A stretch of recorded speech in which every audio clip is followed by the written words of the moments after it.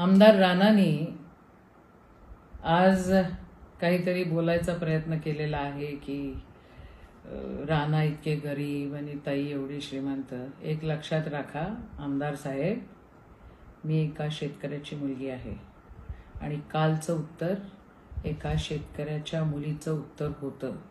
तुम्हाला नाही कळणार, तुम्हाला नाही कल्पना काय अवस्था झालेली आहे आणि तुमची कळकळ किती नाटकी आहे हेही जगाला माहिती.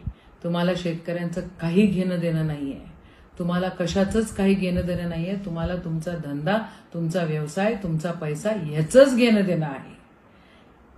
तुम्ही जरा व्यवस्थित विचार करा की तुम्ही काय करताय. ज्या वेळेला शेतकऱ्यांच्या शेतामध्ये पाऊस पडत होता त्यावेळेला तुम्ही नाचगाण्यांमध्ये बिझी होता, दांड्या खेळण्यांमध्ये बिझी होता. हे साऱ्या जगानं बघितलेलं आहे. हे काही कोणापासून लपलेलं नाही आहे.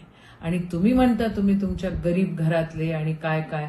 चला, मी तर एक असं म्हणेल, चांगलं झालं की तुम्हाला त्या परिस्थितीची आठवणही झाली ह्या निमित्तानं. कारण तुमचं आजचं जे वागणं आहे हे अतिशय विचित्र आहे आणि विचित्रपणा तुम्ही करत असता. तुम्ही शेतकऱ्यांची थट्टा वेळोवेळी करत असता. माझी नाही हो, शेतकऱ्यांची म्हणते. तुम्ही शेतकऱ्यांची थट्टा वेळोवेळी करत असता आणि सारं जग ते बघत असतं.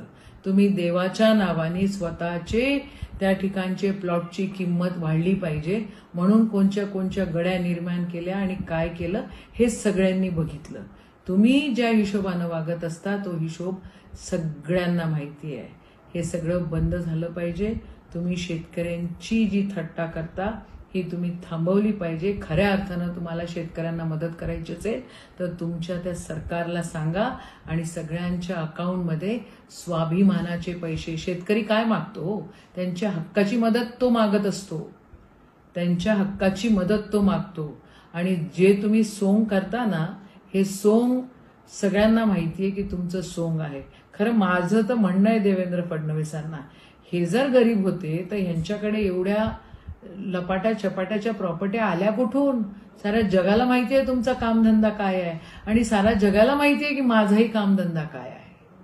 त्याच्यामुळे लबाडी करणं बंद करा. तुमची संपत्ती तुम्हाला लख लाभ अजून मिळो, पण शेतकऱ्याची थट्टा करणं बिलकुल बंद करा.